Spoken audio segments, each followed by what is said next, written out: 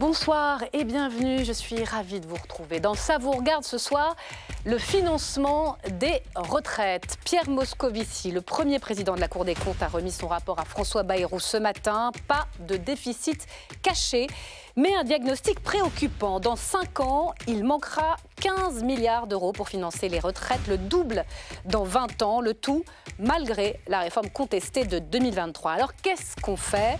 Le retour à 62 ou même à 63 ans est-il raisonnable? C'est notre grand débat ce soir sur ce plateau.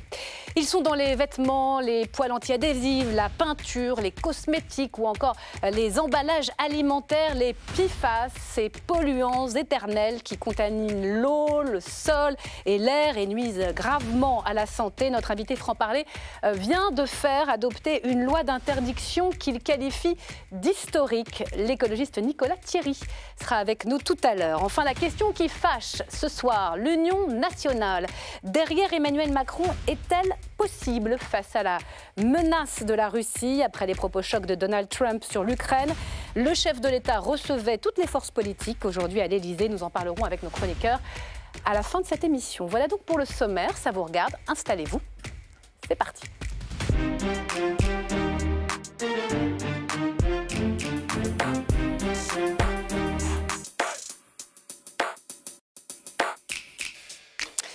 Il devait faire la vérité sur les chiffres après des semaines de controverses sur l'ampleur du déficit des retraites. Le rapport plus qu'attendu de Pierre Moscovici a donc été dévoilé ce matin à Matignon et sans surprise, les comptes sont dans le rouge, même avec l'allongement de l'âge de départ à 64 ans. On va se pencher dans le détail ce soir sur ce rapport et sur les projections qu'il propose. C'est la base de travail sur laquelle vont s'appuyer les partenaires sociaux qui commencent leur round de négociations à la fin du mois. Pour en débattre ce soir, Stéphanie Rist, bonsoir. Bonsoir. Merci d'être là. Députée Ensemble pour la République, c'est le camp présidentiel, députée du Loiret et rapporteur de la fameuse dernière grande loi sur les retraites. Vous débattez ce soir avec Adrien Clouet, bonsoir. Bonsoir. Merci.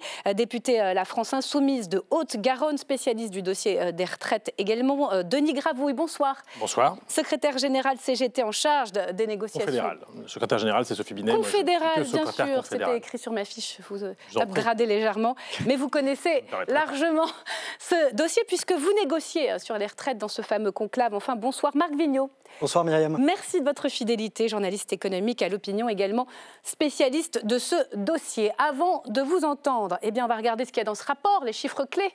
C'est dans le récap de Marco Pommier qu'on accueille tout de suite.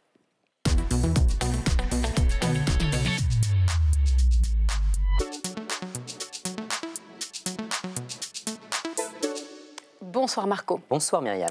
Rarement un rapport de la Cour des comptes aura été aussi attendu. La vérité des chiffres sur le système des retraites, c'était la mission des sages de la rue Cambon, mandatés par François Bayrou, le Premier ministre, qui a reçu ce matin, vous le voyez à Matignon, des mains de Pierre Moscovici, le président de l'institution, les conclusions de la mission Flash, 95 pages avec un constat. Il y a un déficit immédiat de 6 milliards qui, dans les années qui viennent, si on ne fait rien, dérivera vers 30 milliards. Plus de 30 milliards d'euros de déficit à l'horizon 2045, 15 milliards dès 2035. Un tableau très préoccupant avec des prévisions proches de celles du Conseil d'orientation des retraites, mais bien loin du déficit avancé par François Bayrou mi-janvier. À l'époque, le Premier ministre parlait de 55 milliards d'euros de déficit à l'horizon 2030. Alors pourquoi un tel écart et qui a raison? Les deux, mon capitaine. Dans son calcul, en fait, le Premier ministre prend en compte le financement des retraites des fonctionnaires, un régime en déficit et que l'État doit compenser à l'euro près, c'est la loi. La Cour des comptes a tranché, la juridiction refuse de mélanger régime public et privé. C'est la présentation du rapport qui, vous le verrez, ne retient pas l'hypothèse d'un déficit caché. Bon, je crois que c'est un rapport qui remplit la mission qui nous était impartie, c'est-à-dire de faire un état des lieux indiscutable. Voilà, état des lieux indiscutable, les bases de travail donc pour les syndicats. Oui, c'est le début du fameux conclave entre les partenaires sociaux. Ils se retrouveront chaque semaine pendant 3 mois Objectif, retoucher l'impopulaire réforme Borne de 2023 qui a décalé l'âge de départ à la retraite de 62 à 64 ans. Et si la Cour des comptes se garde bien de faire des recommandations sur l'avenir du système, elle donne des pistes de travail, en chiffrant par exemple l'impact d'un recul de l'âge légal, l'impact d'une modification de la durée de cotisation, d'une sous-indexation des retraites. Autre sujet, la pénibilité ou encore l'égalité femmes-hommes, des syndicats qui sont prêts à passer aux choses sérieuses. Et l'idée aujourd'hui, c'est de travailler sur cette réforme de 2023 qui est injuste, qui nous a été présentée comme la réforme du siècle qui allait résoudre tous les problèmes. Et en fait, aujourd'hui, on a la démonstration que ça, c'était du pipeau. Le sujet, c'est le financement de l'abrogation de la retraite à 64 ans. C'est le premier sujet. Une fois qu'on aura fait cela, évidemment que nous sommes disponibles pour parler du reste. Nous, on n'est pas là pour parler de quelques paramètres et revenir sur le sujet dans 5 ans. On est là pour redonner confiance dans le modèle social. Alors, comment assurer l'équilibre du système ou trouver les milliards comme la Cour des comptes, je me garderai bien de faire des propositions ou des recommandations, donc je vous laisse débattre. Dommage, merci beaucoup Marco Pommier. Alors, l'évaluation de la situation par Pierre Moscovici, il a ce mot préoccupant. Est-ce que c'est un euphémisme, Stéphanie Rist? Parce que quand on regarde, malgré tout, il y a déjà 6 milliards de déficit, 15 dans 5 ans, 30 dans 20 ans. Votre réforme, elle est caduque. Elle était censée quand même revenir à l'équilibre. Déjà, ce rapport est vraiment important parce qu'il va permettre de partager le diagnostic qu'il y a bien un déficit de notre système de retraite, que la réforme était donc nécessaire et surtout qu'on multiplie par 4 en 20 ans ce déficit. Mais pour expliquer aux gens, et tout le monde a ce bon sens-là, c'est-à-dire que dans la situation démographique dans laquelle nous nous trouvons, dans un système par répartition, c'est-à-dire les gens qui travaillent, qui payent pour les retraités en cours, quand vous avez moins de gens qui travaillent et plus de retraités, parce que tant mieux l'espérance de vie en bonne santé augmente, eh bien, vous avez un problème de financement qui entraîne un déficit. Alors, il y a des dérogations qui étaient accordées dans votre réforme. Est-ce que finalement, elles n'ont pas coûté trop cher pour que ça ne suffise pas déjà? Il y avait les carrières achetées, il y avait les femmes, il y avait les carrières longues. On se dit pourquoi? On a l'impression, les Français se disent il va falloir travailler encore plus longtemps. C'est ça qu'ils reçoivent aujourd'hui, s'il y a un tel déficit. C'est-à-dire que sans la réforme, et c'est montré dans le rapport de la Cour des comptes, le déficit multiplié par 4 n'interviendrait pas dans 20 ans, mais dans 10 ans. Donc on a éloigné de 10 ans cet important. Il y a un effet positif de 10 milliards à l'horizon 2030 avec la réforme actuelle. Importante en ce sens.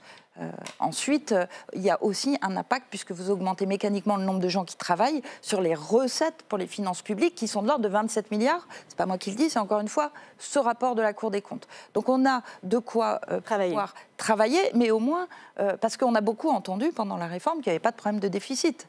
Et quand on a fait la réforme... Là, je crois qu'on est très clairement là, tout le monde avec des chiffres et c'est encore une indiscutable. Fois, mais il ne s'est pas compté, François Bayrou? Juste ce déficit caché, il a fait quoi? Une erreur de calcul?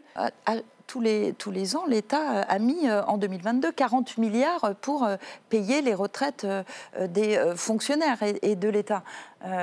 C'est important de le dire aussi aux Français, même si ce n'est pas dans le système de retraite tel que présenté par la Cour des comptes, c'est aussi des retraites qui sont payées par l'État et donc par les Français, en fait, quel que soit le tuyau. Adrien Clouet, votre évaluation, c'est préoccupant quand même. Ça, vous le reconnaissez, vous reprendriez le mot de Pierre Moscovici, cette situation financière de caisses de retraite est préoccupante? C'est sûr que les politiques macronistes sont très préoccupantes depuis le temps qu'elles s'appliquent. Et donc, les caisses de retraite sont un des objets qui subissent effectivement les conséquences de toutes ces politiques.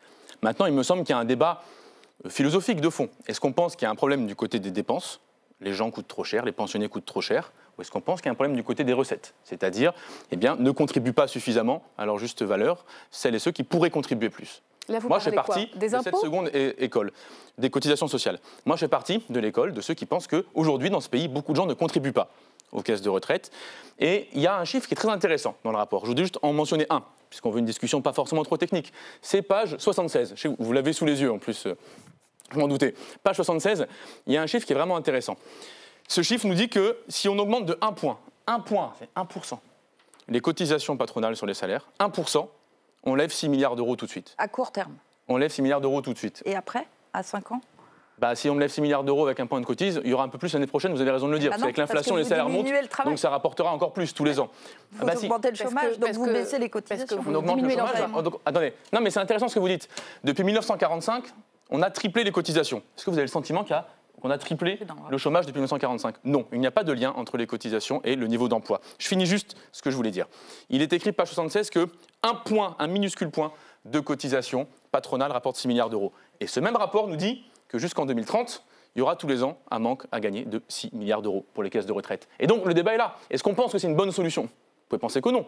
Voilà. Moi, je pense que c'est une bonne solution que de se dire que dans ce pays, les pensionnés, pour assurer leur niveau de vie, faire en sorte que tout le monde vive bien et correctement, oui, on peut contribuer à 1% du côté des cotisations patronales. Denis Gravouille, on va venir sur vos propositions. Mais déjà, votre évaluation au regard de ces chiffres de la Cour des comptes, votre collègue Marie-Lise Léon de la CFDT dit ce n'est pas catastrophique, mais elle reconnaît un problème de déficit. Est-ce que vous êtes sur la même ligne ? Alors déjà, on va parler de justice sociale et on est juste après de chiffres parce que déjà, le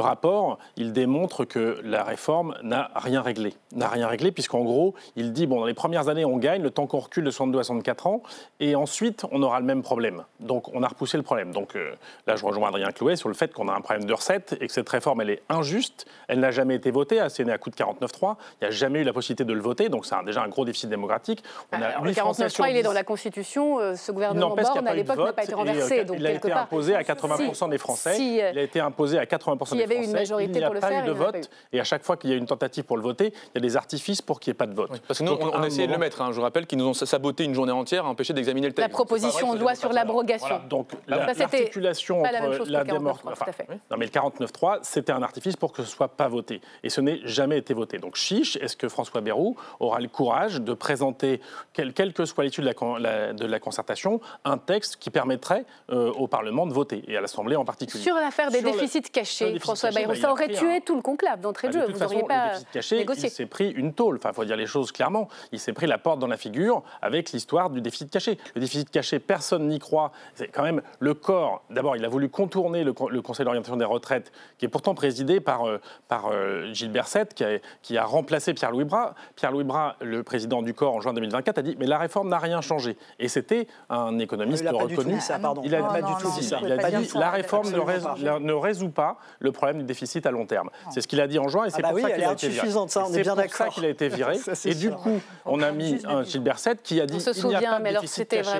Il n'y a pas de déficit caché. Donc le déficit caché, c'était d'abord, il n'y avait rien de caché. Dans les comptes publics, il y a bien les dépenses de l'État pour compenser. Et pourquoi est-ce que les régimes des fonctionnaires ont dû avoir cette contribution ? C'est parce qu'on a supprimé un grand nombre de postes de fonctionnaires, on a gelé le point d'indice et on a remplacé, comme par exemple dans les établissements comme la Poste, on n'a plus que des contractuels de droit privé. Donc c'est tout ça qui est arrivé à cet effet-là. Alors, on va regarder les projections de la Cour des comptes parce que ça permet de comprendre après les pistes. Ce que nous dit la Cour des comptes, Marc Vignos, c'est que si on revient à l'âge légal de 63 ans, voilà, ça va s'afficher, le déficit augmente de 4,3 milliards d'euros par an. Sachant que, donc, en plus des 15 milliards d'ici 5 ans. Et si le report de l'âge légal passe à 65 ans, alors là, on fait une économie, vous le voyez en vert, de 8,4 milliards d'euros par an. Les déficits, donc, ne seraient plus que de 7 milliards. Et puis, si on abolit les retraites, il n'y a plus de dépenses. C'est les projections, je les retrouve dans... Non, mais bien sûr, on peut aussi mettre à 95 ans, et dans ce cas, ça coûte Vous avez déjà évoqué la piste sur les cotisations patronales. Qu'est-ce qui vous semble le plus intéressant dans ce rapport ? Moi, je crois qu'il faut prendre un peu de hauteur et regarder combien la France consacre à ses dépenses de retraite, par rapport au PIB. Et c'est un des niveaux les plus élevés, même en corrigeant du fait que certains systèmes sont un étage de répartition et un étage de capitalisation. Même si on ajoute ces deux systèmes, on regarde par rapport aux autres pays européens qui sont les plus généreux en termes de retraite, eh bien on voit que la France, c'est parmi les pays qui consacrent le plus de dépenses à ses retraites. On a la transition écologique. On a la guerre aux portes de l'Europe. On a un problème incroyable de compétitivité dans l'industrie. Et on nous dit qu'il va falloir consacrer, et ceux qui nous disent qu'il est possible de ne pas reculer l'âge, alors que vous l'avez très bien dit, la démographie se dégrade, nous disent qu'on peut financer ça sans problème. On va être le seul pays à consacrer pour les retraités sur le dos des actifs, puisque quand on augmente les cotisations, qu'est-ce qu'on fait? On diminue le revenu des actifs, soit la rentabilité des entreprises et donc leur capacité à investir, soit le salaire net des actifs. Non, moi, je n'ai pas envie de payer pour des gens qui ont accumulé le patrimoine pendant des années, qui sont partis pas si tard que ça à la retraite, parce qu'on a fait les réformes très tard en France de recul de l'âge. Et donc, il y a une génération, il y a plusieurs générations qui sont quand même passées un peu entre les mailles du filet. Et donc, je ne vois pas en quoi les actifs devraient payer. C'est très clair. Il y a un élément très important qu'il faut rajouter, c'est que pourquoi le déficit n'augmente pas tellement plus que les 30 milliards qu'on évoque à l'horizon 2045 ? Parce que les retraites, le niveau des retraites va se dégrader par rapport à celui des actifs. Pourquoi ? Parce qu'elles sont indexées sur la hausse des prix et non pas sur les salaires. Normalement, quand même, les salaires des actifs progressent plus vite que les prix. Il faut espérer, sauf en période de grosse inflation. Et donc, tous les politiques s'appuient sur le fait, et tous les syndicats et toutes les organisations patronales s'appuient sur le fait qu'en fait, on a organisé par les précédentes réformes un gigantesque baisse de niveau de vie relatif des retraités par rapport aux actifs. Est-ce que les politiques vont laisser faire ça dans les prochaines années?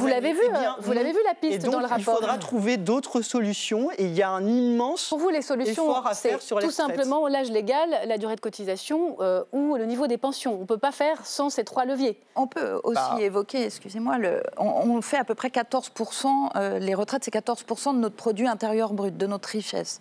On a un produit intérieur brut par habitant qui est 23% inférieur à celui du Pays-Bas, par exemple, qui est un pays auquel on peut se comparer. Ils ne vivent pas dans des conditions particulièrement différentes de nous. Il suffirait d'augmenter un peu le PIB par habitant, c'est-à-dire cette richesse par habitant, travailler plus, pour pouvoir, en dépensant toujours la même chose des 14% qu'on consacre à nos retraites, c'est-à-dire qu'il y a d'autres moyens, je pense. On supprime les 35 heures, qu'est-ce qu'on fait? C'est-à-dire qu'on agit sur le taux d'emploi.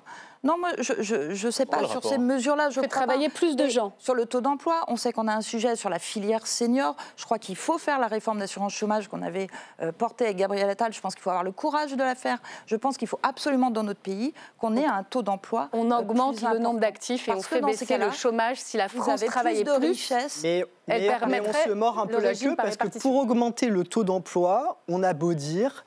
La France a un des taux d'emploi les plus faibles des seniors, donc peu de gens au travail. Pourquoi ? Parce qu'elle avait un âge de la retraite qui était plus faible que les autres. Donc forcément, quand on rentre dans la catégorie où on nous a autorisé à partir à la retraite de 60 à 64 ans, forcément, les gens sont moins au travail que dans les autres pays. Donc on a moins de rentrées de cotisation pour financer le système social. Et donc on ne peut pas gagner sur les deux tableaux. Il va falloir faire un choix. Si on veut que les seniors travaillent plus et donc faire rentrer de l'argent dans le système social, il faut trouver un moyen, au contraire, de laisser les seniors en emploi. Donc il faut travailler sur la prévention de la pénibilité. On se demande ce que les partenaires sociaux font depuis des années. On a un négociateur dans ce conclave, Denis Gravouille. Dans quel état d'esprit vous entrez à partir de ce rapport dans cette négociation?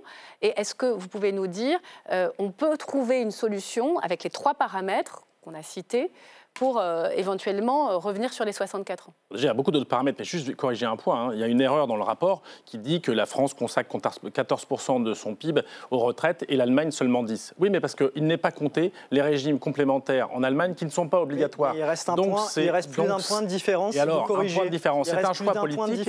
Et le rapport dit aussi qu'en Allemagne, il y a 2 fois plus de retraités pauvres. Donc on peut faire des choix politiques qui appauvrissent les retraités. Et donc on peut faire d'autres choix politiques. L'Allemagne est moins bonne que celle de la France.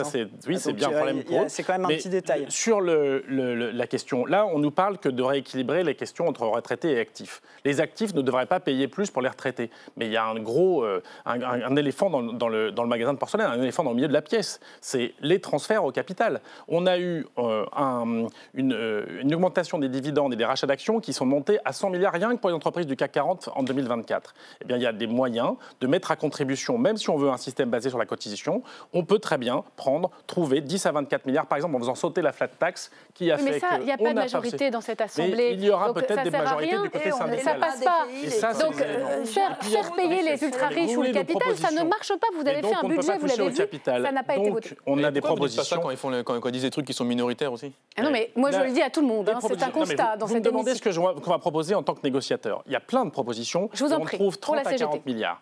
On augmente les salaires. Bah ça, vous voulez augmenter le partage de la valeur, eh bien augmentons les salaires. Ils n'ont jamais été augmentés. Le SMIC, il est revalorisé au minimum automatique. On a des gros problèmes de salaire en France.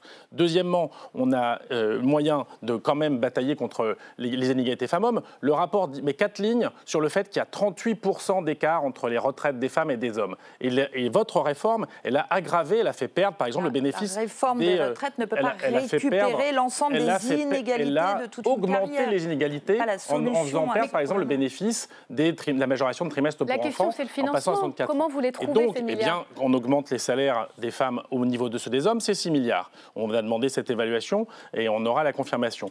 On met à contribution, par exemple, ce qui n'est pas mis à contribution, les intéressements, participations, bénéfices qui sont exemptés. C'est 4 milliards. Ça a tellement explosé qu'en 2 ans, notre évaluation est passée de 2,2 à 4 milliards. Et ça permettra en plus de générer des droits pour ceux qui seraient concernés, puisqu'on prend des cotisations, donc on ouvre des droits.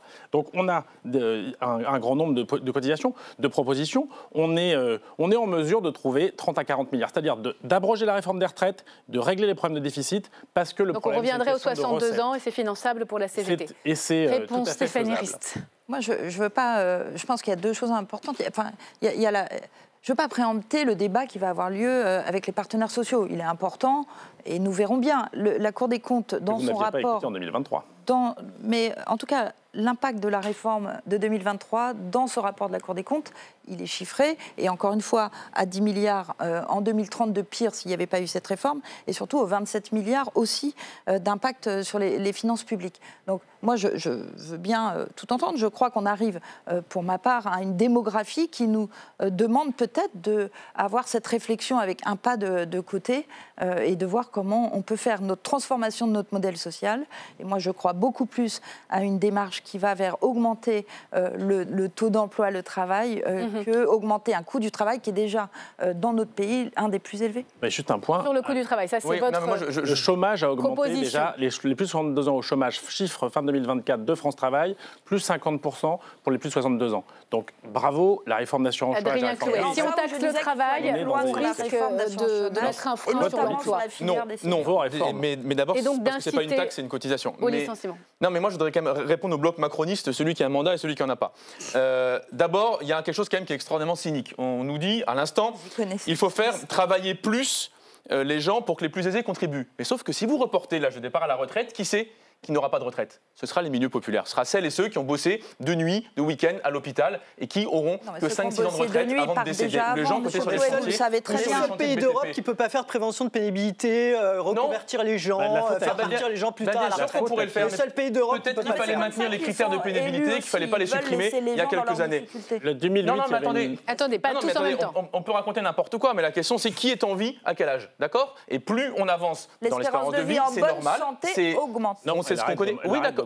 Non, elle est gelée.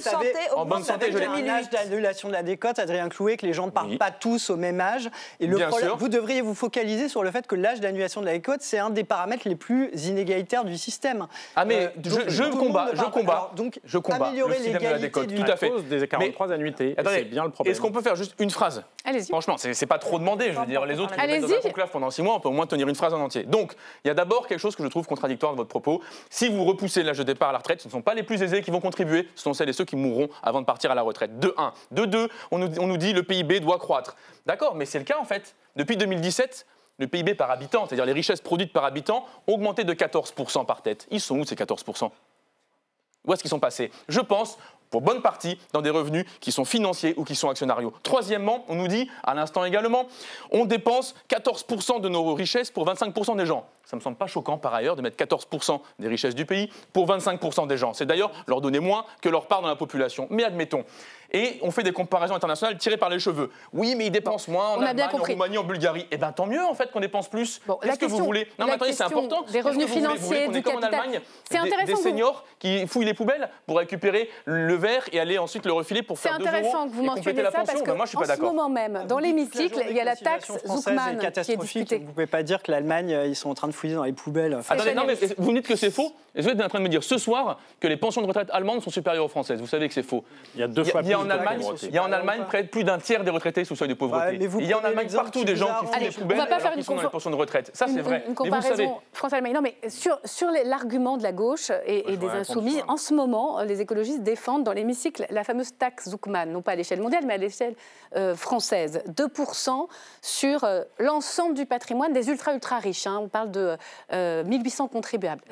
100 millions d'euros. 100 millions d'euros de patrimoine en tout. Et ça rapporte entre 15 et 25 milliards. Qu'est-ce que vous dites à ça? En taxant l'entreprise et l'outil de travail. Par an. Les biens professionnels sont à l'intérieur de l'assiette fiscale. Important dans cette proposition de loi qui est encore une fois tellement démagogique. C'est-à-dire, évidemment, qu'on a envie de taxer des gens qui gagnent des milliards. OK, on peut se retrouver là-dessus. Mais super. La façon, vous mentez aux gens en pensant, en le ça faisant les retraites que en France. Et c'est d'ailleurs, on a déposé des amendements avec notre groupe pour que ce soit fait à l'échelle au moins européenne, comme on l'avait fait pour les GAFA à l'époque. Donc jamais. Alors, je voudrais vous soumettre, Denis Gravouille, on va parler à présent, si vous voulez bien, des propositions choc de la CPME, parce qu'il y a un nouveau patron et il s'est dit prêt à étudier la question des 64 ans. Mais avant cela, prenons la température des jeunes actifs. Clément Perrault a promené son micro sur le parvis de la Défense aujourd'hui et il n'a pas trouvé, c'est vrai que c'est une population active de cadres, salariés dans des entreprises, il n'a pas trouvé un seul salarié qui a encore confiance en notre système de répartition. La seule solution, à leurs yeux, vous allez les entendre, c'est la capitalisation. Reportage.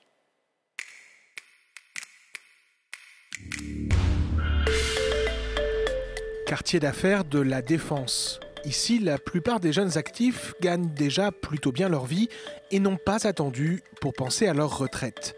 Justin, 24 ans, met déjà tous les mois 20% de son salaire net sur un compte d'épargne retraite. On a un système de retraite qui est ce qu'il est aujourd'hui et rien qui nous garantit que ce sera le même dans 20, 30, 35 ans. Donc je préfère ne pas reposer sur ce qui va changer à l'avenir, que je ne maîtrise pas.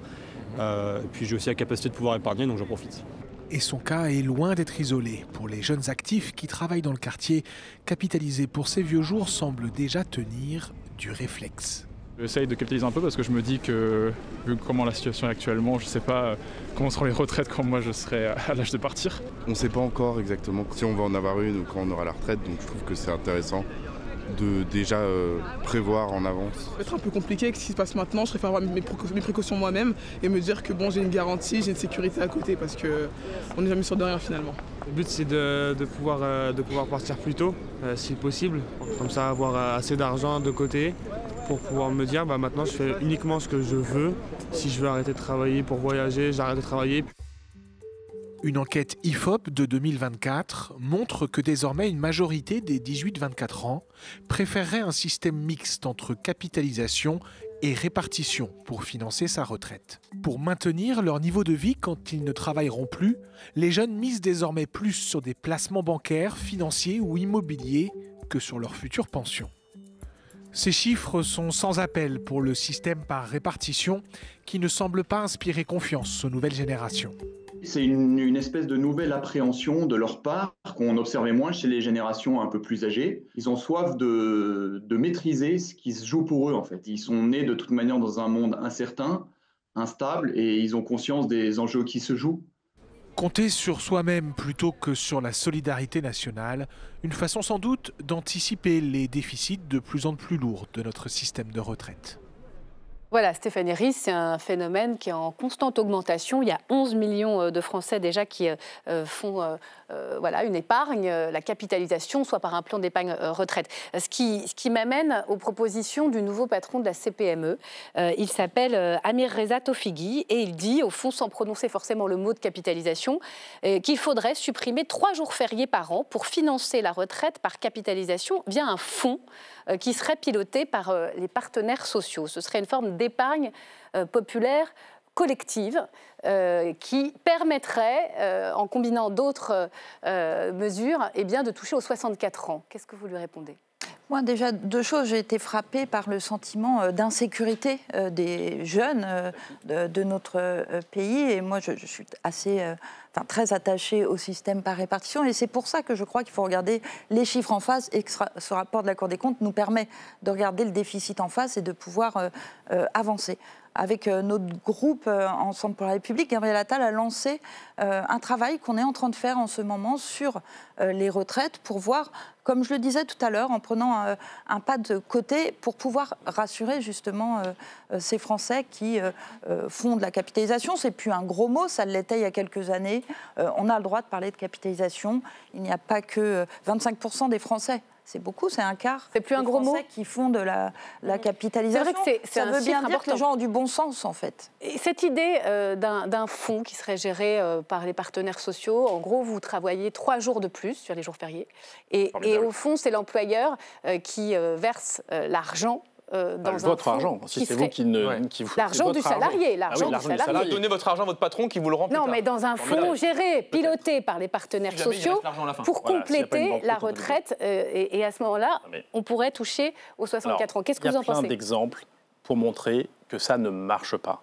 Le système français, ça ne marche pas parce que, par exemple, il y a eu la crise des subprimes en 2008. Les fonds de pension américains, notamment, se sont écroulés et il y a des Américains qui n'ont pas eu de retraite. Mais là, il n'y a pas de placement. Là, il s'agit tout simplement évidemment qu'il y a des placements des fonds de pension, ça se place. Piloté par les partenaires sociaux. Mais même piloté par les partenaires sociaux. Alors, il y a un exemple que nous amène le patronat en plusieurs fois. Le patronat nous amène, par exemple, le système qui existe dans la fonction publique, qui a été imposé, où on met 20% des primes des fonctionnaires, puisqu'une partie du salaire, des rémunérations ne sont pas en salaire, et le résultat, on l'a, c'est que ça fait baisser le niveau de retraite de ceux qui sont concernés.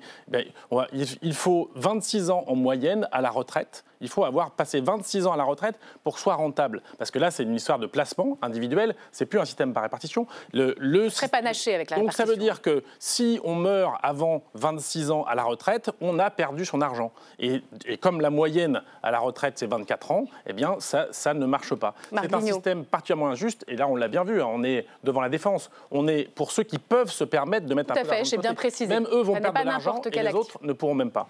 Qu'est-ce que vous en pensez ? Vous faites le même constat ? Je crois que la capitalisation, c'est absolument pas la recette miracle, parce que d'abord, si on voulait avoir un étage de capitalisation, il faudrait amorcer le système, et donc il faudrait un moment où on paye les retraites actuelles, et en même temps qu'on amorce le fonds de capitalisation. Donc ça, c'est un problème. Mais par contre, je trouve ça savoureux de nous expliquer que les entreprises françaises s'en mettent plein les fouilles, entre guillemets, et servent des dividendes bien trop élevés, et dire, mais attention pour les gens, alors ça, s'ils étaient actionnaires de ces boîtes-là, ils y perdraient. Il y a quelque chose qui, quand même, ne va pas dans le raisonnement. Non. Adrien Clouet.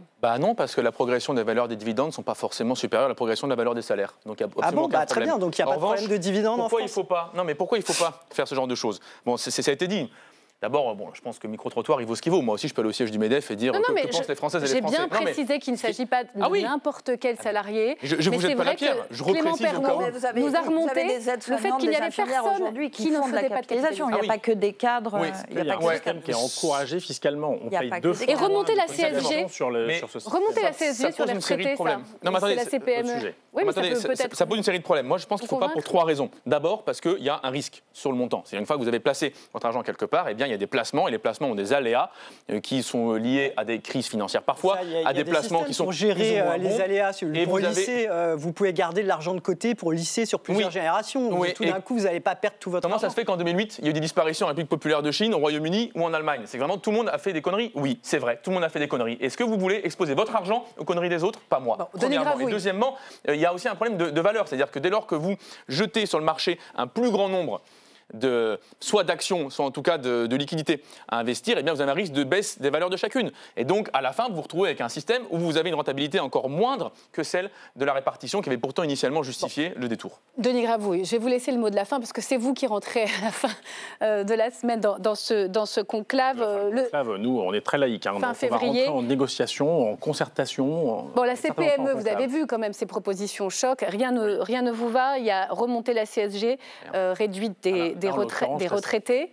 Et Pierre Moscovici qui dit, et là c'est dans le rapport, la désindexation des pensions de retraite pourrait être une piste. En 2025, si on sous-indexait d'1 point les pensions par rapport à l'inflation, ça permettrait 3 milliards d'euros d'économie. Est-ce que ça peut trouver écho à votre oreille ? En gros, pour payer le système des retraites, il faudrait que les retraités soient moins indemnisés, donc travailler toute leur vie. Les salaires ne sont pas indexés. Les salaires augmentent puisqu'il y a quand même des augmentations de salaires. Et justement, on n'a même plus sur l'indexation, et nous on l'avait combattu, l'indexation l'indexation, la fin de l'indexation sur les salaires. Donc on est passé à l'indexation sur l'inflation et maintenant on ne voudrait même plus être sur l'indexation sur l'inflation. Donc c'est juste pas possible. Des réformes fiscales pour ceux qui ont un gros patrimoine, on a quand même 10% de retraités en dessous du seuil de pauvreté. Donc là-dessus, c'est pas possible. Donc non, ce ne sera pas les pistes qu'il faudra avancer. Mais bon, apparemment, le monsieur de la CPME vient d'arriver, il ne connaît pas encore tout parce qu'il confond des choses assez importantes. Marc Vigneault. Est-ce qu'on peut poser une question à Denis Gravouille? Oui. Moi, ce que je voudrais savoir, c'est s'il craint que la CFDT s'entendent avec les organisations patronales pour amender un peu la réforme et qu'il y ait une forme de consensus à la fin que vous n'accepteriez pas. Je ne crains pas que les organisations syndicales n'arrivent pas à se parler. Chaque organisation syndicale prendra ses positions. Évidemment, il se murmure qu'il peut y avoir des compromis à 63 ans. Mais nous, on est sur la déclaration intersyndicale encore de décembre qui dit abrogation de la réforme des retraites et c'est ce que veut 80% des Français. Merci. Les chiches, allons-y au référendum. Ça n'est que le début puisqu'elle va commencer cette négociation. Et puis ensuite, apparemment, selon François Bayrou, vous aurez le mot de la fin à l'Assemblée, puisqu'il s'est engagé à reprendre les conclusions dans un projet de loi. Les conclusions, si elles sont unanimes. Et franchement, on connaît le truc. Bien, on ne va pas rouvrir ce débat. On va laisser dans une salle, vous mettez 10 personnes pour, 10 personnes contre, on va et vous dites qu'il faut l'unanimité. Les syndicats travailler et on vous souhaite un bon conclave. Et un vote au Parlement. Absolument. C'est en tout cas, il s'y est engagé. C'était peut-être le prix de la non-censure des socialistes. On ne va pas refaire le film. On verra comment ça va se... On va voir comment ça va se dérouler. C'est sûr que le rendez-vous de mai sera très politique. Je vous remercie d'être venu débattre sur LCP. Et bonsoir Nicolas Thierry. Bonsoir. Vous êtes mon invité franc-parler dans un instant pour évoquer votre proposition de loi sur l'interdiction des PFAS, ces polluants éternels que l'on trouve un peu partout, dans l'air, dans le sol, dans les eaux. Vous estimez que votre proposition de loi, eh bien, c'est une des plus ambitieuses au monde. Alors vraiment, eh bien, on en parle juste après l'invitation de Marion Becker. Si on vous invite, Nicolas Thierry, c'est pour votre combat contre les PFAS. Vous venez de gagner une première étape à l'Assemblée avec l'adoption définitive de votre proposition de loi avec le soutien du gouvernement. La proposition de loi est adoptée. Monsieur le rapporteur. Moi, c'est en effet le fruit du travail de 2 ans et demi de travail sans relâche, durant lesquels on a dû surmonter beaucoup d'obstacles, de résistances, d'arguments également fallacieux, construits artificiellement par un certain nombre de lobbies industriels. Député écologiste de Gironde depuis 2022, vous êtes engagé depuis l'adolescence contre les pesticides et pour l'environnement. Un combat qui devient politique en 2007. Votre cible, les PFAS. Ces polluants éternels responsables de cancers, de la baisse de la fertilité, de problèmes de thyroïde ou encore de cholestérol que l'on retrouve dans l'eau, le sol et l'air sans pouvoir les détruire. Désormais, ils seront interdits dans les produits cosmétiques, les textiles ou encore les chaussures, mais pas dans les poêles et les ustensiles de cuisine. Lors de l'examen du texte l'année dernière, SEB, le principal industriel français, s'était mobilisé. Évidemment, on veut défendre nos emplois, quoi. Nous sommes là pour demander ce retrait de loi. Et avait réussi à convaincre les députés de retirer les poêles de la liste des interdits. Les PFAS, elles sont nécessaires, indispensables, notamment on en a parlé tout à l'heure, dans les ustensiles de cuisine. On ne peut pas les supprimer comme ça, sinon vous ruinez ce qu'il reste de l'industrie française aujourd'hui. Pour faire adopter votre loi rapidement, vous avez préféré renoncer à faire interdire les PFAS dans les poêles. Alors, Nicolas Thierry, allez-vous poursuivre le combat contre cette famille des PFAS et ses plus de 12 000 composés? Et bienvenue sur ce plateau, Nicolas Thierry. Pour revenir dans vraiment la précision des choses, ils sont un peu partout, ces PFAS. Et en plus, ils sont éternels. Donc, il va falloir les interdire pour l'avenir. Mais ceux qui sont là, dans les vêtements, dans les poêles, dans les cosmétiques, on ne pourra pas s'en séparer. C'est quoi les PFAS précisément ? Ce qu'on appelle les polluants éternels, c'est une chaîne de carbone fluor. C'est ce qui se fait de plus stable dans le monde de la chimie. Ça a été inventé à la sortie de la Deuxième Guerre mondiale. Et peu à peu, ça s'est répandu à peu près dans tous les objets du quotidien. Ils ont été créés pour résister anti-taches, imperméables, résister à la chaleur. Donc c'est très résistant. Et finalement, quand on les a dans le corps et où ils vont dans l'environnement, eh bien, ils jouent leur rôle. C'est-à-dire qu'ils sont indestructibles et ils finissent par poser des problèmes de santé qui sont maintenant... Que sait-on d'ailleurs précisément sur le consensus scientifique? C'est cancérogène ou pas? Oui, alors ça pose des problèmes, c'est lié à certains cancers, hausse du cholestérol, faible poids à la naissance pour les enfants, maladie thyroïdienne, donc c'est une litanie de pathologies qui sont aujourd'hui très bien documentées, mais on parle de 12 000 substances, parce que le PFAS, c'est une famille, et à l'intérieur, il y a des dizaines de milliers de... Mais ils ont tous un point commun. Ils ne sont pas tous nocifs, il y a plusieurs familles. Ils ont tous un point commun, ils sont tous hyper persistants. Et ça, pour les scientifiques, ça suffit pour les caractériser comme des substances problématiques. Alors, il faut donc les interdire pour finalement arrêter de les fabriquer. C'est ce que propose votre texte. On arrête les fabrications industrielles. Vous êtes seulement sur 3 secteurs. Et c'est vrai que ça peut être étonnant par rapport à tout ce que vous venez nous dire. Ouais. Vous vous attaquez seulement avec cette loi aux vêtements. C'est déjà pas mal, hein, mais quand même. Les cosmétiques et les fardes de ski. Pourquoi ces 3 secteurs-là uniquement? Alors, il y a une explication déjà politique. C'est-à-dire j'ai fait avec le rapport de force politique qui était le mien et j'ai fait avec la majorité à l'Assemblée et au Sénat que j'ai pu trouver. Ustensiles de cuisine, par exemple, j'ai pas pu trouver de majorité parlementaire. Mais donc on parle des poêles anti-adhésives. Pourquoi? Parce que le groupe SEB, par exemple, a fait un lobby assez grossier en avril dernier. On a perdu à une dizaine de voix. Qui a trouvé l'oreille de qui? Du Bloc central et du gouvernement? Oui, à l'époque de M. Lescure. L'ancien ministre de l'Industrie. Exactement, du Bloc central, du Rassemblement national. Et du coup, j'ai fait le choix. De retirer les ustensiles de cuisine pour pouvoir préserver les immenses avancées qu'on a pu gagner aujourd'hui. Le textile, par exemple, à lui seul, il représente 30 et 40% en tout cas de la pollution. Donc c'est pas rien du tout. C'est énorme. Les cosmétiques, il y a un sujet. On voit par exemple les jeunes filles aujourd'hui qui sont en train de se maquiller, sûrement sous l'effet des réseaux sociaux, de plus en plus jeunes. Et les PFAS, on ne l'a pas dit, mais sont aussi des perturbateurs endocriniens. Donc pendant les périodes de puberté, ça a un effet sanitaire absolument désastreux. Donc c'est des avancées majeures qu'on a eues. Des règlements hormonaux. Mais il faut aller plus loin que cette loi. Alors justement, déjà, il faut comprendre comment ça va se mettre en œuvre puisqu'elle a été adoptée avec les voix du Bloc central et de la ministre Agnès Pannier-Runacher. Donc, vous allez interdire les PFAS. C'est très large, en fait, cette interdiction, puisqu'en fait, on ne pourra plus, concernant les vêtements, les cosmétiques, on ne pourra plus à la fois les fabriquer en France, on ne pourra plus les importer en France et on ne pourra plus les exporter depuis la France. Et tous les textiles, comme les rideaux, ce sera pour 2030. Le reste, c'est pour tout de suite. Comment vous allez faire respecter tout ça? En fait, c'est assez simple. On a raisonné par usage. Déjà, on a regardé avec les industriels quand c'est qu'ils avaient une alternative. Et en effet, on a un peu bousculé les choses en disant il y a un problème sanitaire, vous savez faire autrement, la politique reprend sa place, on vous donne une date, 1er janvier 2026, et maintenant, vous changez vos lignes de production. Comment on va contrôler? Mais vous savez, on a un système aujourd'hui, la DGCCRF, qui est... La répression des fraudes. Exactement. Mais ils ont assez d'agents de contrôle. Il leur faut plus de moyens. Mais par contre, dans le passé, ils ont montré, il n'y a pas très longtemps, qu'ils sont capables de le faire. Je vous prends 2 exemples. Sur le dioxyde de titane, par exemple, qui est un colorant qui s'appelle E171, eh bien, c'était dans les denrées alimentaires. Ils ont réussi, avec des contrôles aléatoires, parce que les amendes, si on se fait avoir, pour les industriels, sont très lourdes, à éliminer justement ces substances. Quelque chose qui est plus connu par le grand public, le bisphénol A, vous avez entendu parler.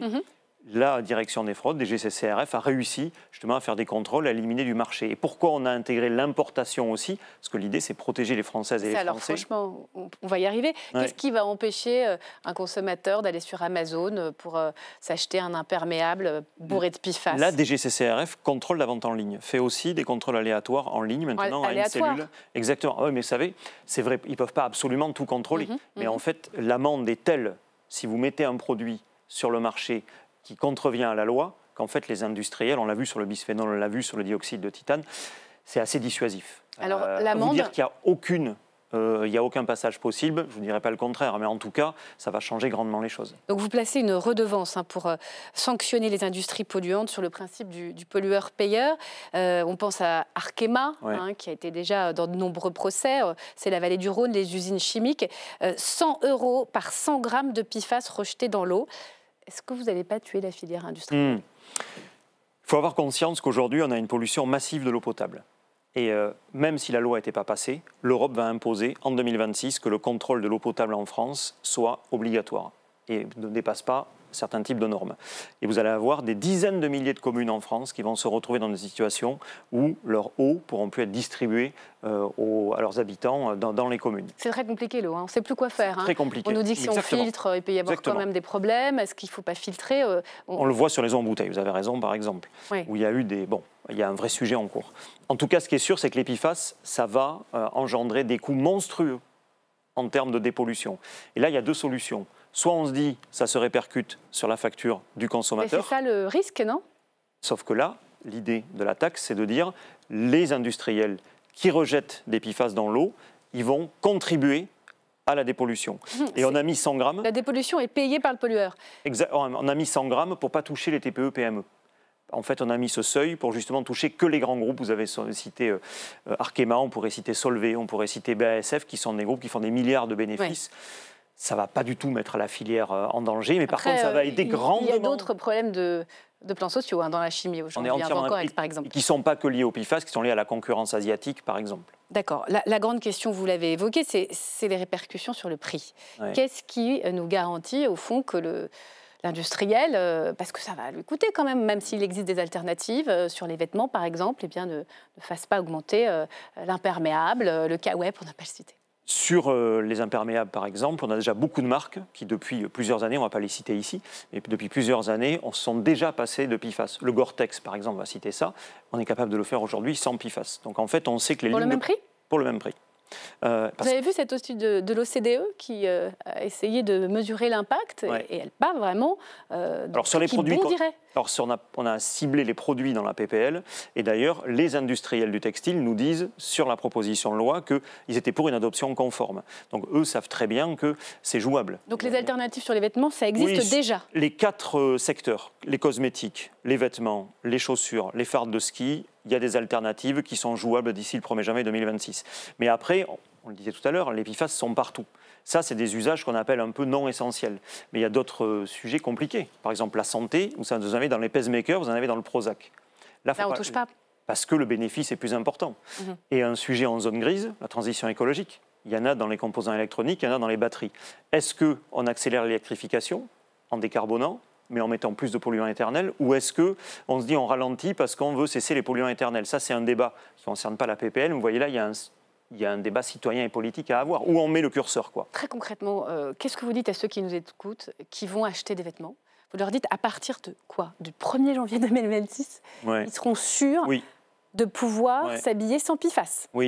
Oui, sur les vêtements du quotidien, comme vous et moi aujourd'hui, ils auront la garantie, en tout cas que la loi les protégera et que les industriels se sont engagés devant la loi à ne plus mettre de polluants éternels. Ils ont le temps de s'organiser d'ici là ? Oui, ça c'est évidemment, parce que je dis, on sait faire autrement, il y a pas mal d'alternatives possibles et ils seront prêts. Ça a été, vous savez, ils ont déjà entamé le virage depuis déjà 2 ou 3 ans parce qu'ils avaient anticipé, on y travaille depuis 2022 déjà. C'est une grande victoire des ONG et ce qu'on appelle les actions de groupe, des avocats, parce qu'il y a eu quand même beaucoup de procès, y compris à l'étranger, aux États-Unis. Vous leur dites merci.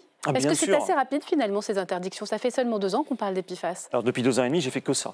Vraiment, je me suis concentré uniquement là-dessus. Je n'ai pas pu me saisir d'un autre sujet. J'ai consacré mes 3 dernières années de ma vie à m'occuper des polluants éternels.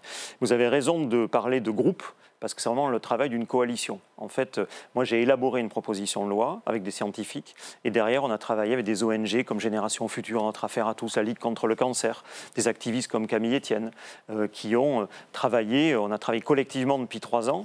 Et je pense que c'est ça qui a fait qu'on a gagné parce qu'on a fait le choix de prendre le sujet, de le sortir des murs de l'Assemblée, de le monter, de le porter dans le débat public. Et quand on a eu le rapport de force suffisant, on est revenu dans l'Assemblée.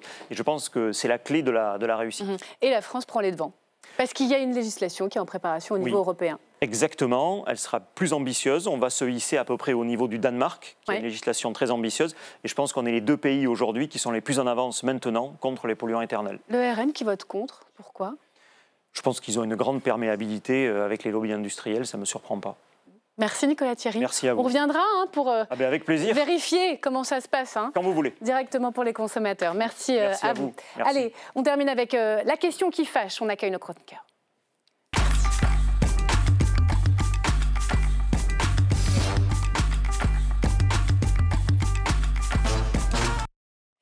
Un tir croisé ce soir entre Pierre Jacquemin, bonsoir, rédacteur en chef de Politis, et Paul Melun, bonsoir, ravi de vous retrouver, essayiste et écrivain. Préparez vos arguments, messieurs. Voici la question qui fâche, signée ce soir par Maïté Frémont. La question qui fâche concerne le conflit ukrainien et cette tentative de pédagogie et de rassemblement amorcée aujourd'hui par Emmanuel Macron. GAB sur TikTok. Ce soir, sur sa chaîne YouTube, le chef de l'État se prête au jeu des questions-réponses avec les internautes. Monsieur le Président, sommes-nous réellement prêts à agir si la Russie vient à devenir agressive avec l'Europe tout entière? Alors c'est une bonne question, c'est évidemment celle qui est derrière tout ce qu'on est en train de faire. Je vais vous dire, la Russie, elle est déjà agressive avec l'Europe tout entière. On rentre dans une nouvelle ère. On n'est plus sûr d'avoir ce qu'on appelle les dividendes de la paix. Les citoyens, et puis ce midi, cette réunion à l'Élysée avec les chefs de parti. On est tous d'accord là-dessus, c'est que la situation est préoccupante. Pourtant, à la sortie, chacun y va de sa vision. Pas d'adhésion de l'Ukraine à l'OTAN, pas d'adhésion de l'Ukraine à l'Union européenne. On commence petit à petit en France à prendre conscience d'une forme d'aveuglement atlantiste dans lequel le pays s'est enfermé ces dernières années. Aujourd'hui, sur la scène internationale, Emmanuel Macron n'existe plus et donc il en est à faire des réunions Tupperware. Invité à une célébration conservatrice à Washington, Jordan Bardella n'était pas présent à l'Élysée, mais le président du RN était représenté par Louis Alliot. De quoi déplaire aux écologistes. Ces patriotes de pacotille qui nous donnent des leçons de patriotisme toute la semaine sont en fait en France les représentants de Poutine et les représentants de Trump. Et c'est avec eux qu'on va discuter de la sécurité nationale. J'ai un petit doute sur le fait d'en parler avec eux à la table. Alors la question qui fâche ce soir, la voici. Face au rouleau compresseur diplomatique de Donald Trump, l'union nationale en France est-elle possible ? On sent tous que le monde est en train de basculer. Est-ce que nos forces politiques sont capables de s'unir face à l'enjeu, à votre avis, Pierre Jacquemin ? Dans le contexte dans lequel on est, vous l'avez dit, le monde bascule. Il faudrait effectivement qu'il y ait une union des forces nationales pour porter une voix qui soit la même. Encore faut-il que la voix de la France soit entendue à l'échelle européenne et même au-delà à l'échelle internationale. Vous l'avez vu aujourd'hui, cette union ? Non, et je pense qu'elle est difficile, elle est même quasiment impossible. Vous voyez bien aujourd'hui que des partis comme le Rassemblement national ont des liens, ne serait-ce que parce qu'ils ont des emprunts bancaires avec la Russie. On a vu des membres du parti de M. Ciotti aller discuter avec M. Poutine. On a vu des membres du Rassemblement national aller à l'investiture de M. Trump. Et que ce que l'on ne voit pas aussi beaucoup derrière ce conflit, qui est le conflit ukrainien, enfin la guerre de la Russie contre l'Ukraine, c'est que derrière la guerre, la conquête de territoire, ce nouveau monde expansionniste, ça va du Groenland et du Canada pour M. Trump et à une partie de l'Europe par l'Ukraine, par M. Poutine, c'est que derrière cette guerre de conquête de territoire, il y a une guerre de civilisation, c'est la question des valeurs. Ce qui unit Trump et Poutine aujourd'hui, c'est la détestation aujourd'hui de l'Occident qui serait décadent, comme l'avait dit d'ailleurs M. Poutine. Donc c'est ça aussi aujourd'hui, on entend des voix. En fait, Trump et Poutine sont de moins en moins voire ils ont de plus en plus de soutien à l'échelle de l'Union européenne. C'est ça qu'il faut voir aujourd'hui. Est-ce qu'ils sont à la hauteur, nos politiques, de l'enjeu, ou est-ce qu'ils ont raison, au fond, de faire entendre leurs différences sur la question de l'envoi de troupes au sol, sur la question de l'atlantisme? On voit bien que c'est très compliqué. Le RN, sa présence, Louis Alliot, a gêné une partie de la gauche. Est-ce qu'ils sont à la hauteur, ou est-ce qu'au fond, ils sont dans leur droit de se diviser malgré l'enjeu? Ça s'appelle la démocratie. C'est sûr que ça irait plus vite si on avait un Poutine vertical ou un Xi Jinping avec le Parti communiste. Là, on ne recevrait personne à l'Élysée. Moi, je continue, peut-être suis-je un peu candide, je continue à me réjouir qu'on consulte toutes les forces politiques, surtout à l'aune de décisions qui peuvent être extrêmement puissantes, extrêmement stratégiques pour la France, si tant est qu'on en ait les moyens. Et c'est ça mon sujet à moi. Qu'il y ait l'union nationale entre les partis français, ça me paraît, comme Pierre, assez difficile à atteindre. En revanche, que nous ayons les moyens de nos ambitions, nous Français et plus généralement Européens, dans un conflit qui, on le comprend bien, est en train de se polariser entre, j'allais dire l'Union soviétique, la Russie d'un côté, et Donald Trump, Washington de l'autre. Les Européens, là-dedans, qu'est-ce qui se passe? Les Polonais n'ont absolument aucune envie de rentrer dans une guerre, il y a le poids de l'histoire. Les Allemands, même chose. Il reste Keir Starmer et Emmanuel Macron, fragilisés en politique intérieure. Qui seront reçus tous les deux à Washington. C'est pour ça que je les cite. Ils vont aller à la Maison-Blanche, ils vont aller parler avec Donald Trump. Ils vont certainement demander à Donald Trump de revenir sur ce qu'il a dit qu'il ferait, et Donald Trump ne reviendra pas là-dessus. Donc c'est un peu un jeu de dupes. Et ce n'est pas les Français et les Anglais, eux tout seuls, qui vont aller envoyer 30 ou 40 000 soldats face à 1 million de Russes pour dire dire nous sommes les casques bleus, nous allons faire la paix. Ça ne fonctionnera pas. On va parler de ce qui pourrait ressortir de cette espèce d'alliance entre les Britanniques et les Français. Il y a un plan, d'après la presse britannique, qui est en train de se préparer pour éventuellement assurer les garanties de paix après qu'un accord soit négocié. Mais pour revenir à la politique, elle vous choque la présence de Louis Alliot, qui aurait pu être Marine Le Pen, à l'Élysée aujourd'hui, quand on sait que, il y a à peine une semaine, Marine Le Pen était à Madrid, sommet des Patriotes, on va voir les images, avec un Viktor Orban, qui est l'allié de Vladimir Poutine, le président hongrois. Est-ce que c'est possible, au fond, à nouveau, d'essayer de tisser une union, de préparer les esprits à ce qui arrive quand on voit ces images ? En réalité, je pense qu'on l'a vu au travers des quinquennats d'Emmanuel Macron, il n'a pas réuni les forces politiques très souvent. Et on voit bien aujourd'hui que quand même, il y a sans doute là la nécessité pour le président de la République de convoquer l'ensemble des forces représentées à l'Assemblée nationale, justement pour sans doute donner des informations extrêmement importantes dans un monde qui évolue chaque jour différemment. Le chef d'état-major des armées était présent. Oui, et c'est pour ça que la question de l'absence de Marine Le Pen interroge, parce que dans le cadre des enjeux qui se jouent aujourd'hui, le fait que la patronne, celle qui prétend à vouloir devenir président de la République, fasse Pourquoi elle ne vient pas, à votre avis ? Je pense que c'est une demande de clarification qui va être nécessaire pour le Rassemblement national. C'est la raison pour oui, mais ils font le choix d'aller aux États-Unis. Il y a un côté presque symbolique. On donne un peu raison à Donald Trump en faisant la chaise vide d'Emmanuel Macron. On sait qu'Emmanuel Macron, il a la volonté de porter à l'échelle européenne une voix qui est la voix justement d'une autonomie de la défense européenne, et que ça, sans doute, Marine Le Pen est un peu gênée aux entournures de pouvoir défendre ce projet-là. Surtout dans un moment, pardon, je rappelle une chose qu'on ne rappelle pas, c'est que dimanche, il y a quand même des élections fédérales allemandes qui risquent aussi d'être très décisives et très structurantes sur l'avenir de l'Europe. Et Olaf Scholz est en mauvaise posture. Oui, là, c'est vrai qu'elle ne vient pas. Donc c'est quand même, elle brille par son absence. On sait qu'en même temps, le président du parti, Jordan Bardella, est avec les conservateurs, les ultra-conservateurs trumpistes. Qu'est-ce qu'elle pense de Trump ? Sa prudence, elle traduit quoi ? Une forme de gêne ? Jusqu'à présent, elle a fait preuve d'une prudence vis-à-vis de Donald Trump que n'a pas observé, par exemple, Éric Zemmour, qui était tout content d'aller s'afficher en smoking et nœud papillon à l'investiture de Donald Trump, où il avait obtenu un strapontin. Marine Le Pen n'a pas eu cette stratégie, parce qu'elle veut se distinguer du Trumpisme. Et en cela, moi, je trouve qu'elle a plutôt raison. C'est-à-dire que quand vous vous dites patriote, aller courber les chines devant le grand frère américain en faisant l'atlantiste de salon, etc., ça convient absolument pas. Donc moi, je comprends sa posture vis-à-vis de Trump. Elle n'est pas béate du Trumpisme. Je pense qu'elle est quand même consciente du fait que Trump va jouer les intérêts des Américains et pas ceux des Français. Dès lors, je serais étonné de voir des patriotes ou des gens qui se revendiquent comme tels aller dire à Donald Trump, c'est formidable, vous allez nous faire une guerre économique, augmenter vos droits de douane, imposer nos vins, nos champagnes et nos foie gras, ça n'aura aucun sens. Donc ça, c'est pour la politique internationale. Pour la politique française, que Louis Alliot soit reçu à l'Élysée, c'est normal. Je ne vois pas pourquoi Mme Tondelier... il y a des pudeurs de gazelle. Le Rassemblement national est arrivé à de nombreuses reprises au second tour de la présidentielle. Il représente, regardez la carte des élections européennes. 10 millions d'électeurs. Voilà, regardez la carte des élections européennes. Ils étaient en bleu marine, toute la France était bleu marine. Le problème, c'est pas que M. Alliot soit reçu à l'Élysée, c'est que Marine Le Pen ne soit pas présente à son rendez-vous. Non, mais il y a deux sujets. Il y a deux sujets, effectivement. Quand on consulte les forces politiques, jusqu'à maintenant, c'était quand même pas sûr. Sur un sujet aussi fondamental, qui engage la sécurité de l'Europe et de la France. Absolument. C'est vrai qu'on peut s'étonner.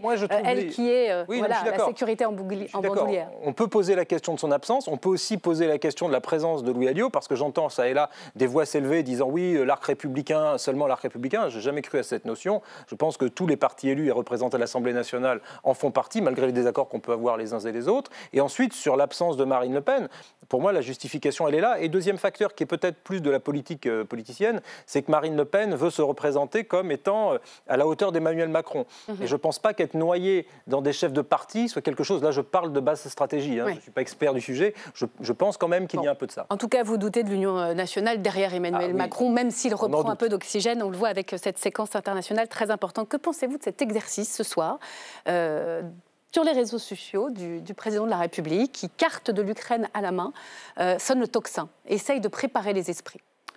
Je pense qu'on vit un moment qui est quand même dramatique et grave, qu'il faut évidemment préparer les esprits. On voit d'ailleurs qu'à l'échelle des pays européens, il y a même certains pays européens qui diffusent des guides de préparation intellectuelle et politique à ce que la guerre arrive sur le territoire européen. Je ne dis pas qu'Emmanuel Macron a fait ça aujourd'hui, mais la vérité, c'est qu'il faut quand même renseigner les Français, essayer d'avoir un lien direct. On ne peut pas lui reprocher effectivement cet après-midi, en tout cas moi je ne le lui reproche pas d'essayer cet exercice de répondre à des questions qui sont des questions qui préoccupent les Français. On voit bien qu'aujourd'hui on est dans un monde où les gens sont très... Enfin il y a une anxiété absolument phénoménale depuis le déclenchement de la guerre en Ukraine et que donc du coup oui le président de la République doit répondre à donc il y a une forme de réveil des opinions, en tout cas d'une prise de conscience nécessaire. Oui, et puis en tout cas on ne peut pas faire on peut pas prendre ce type de décision sans au moins avoir donné l'idée qu'on consultait le peuple aussi. Le peuple c'est ses représentants. Donc ça, c'est ce qui se passe. Il y aura un débat sans vote la semaine prochaine. Débat sans vote à l'Assemblée nationale. Et ensuite, pour ce qui est des citoyens,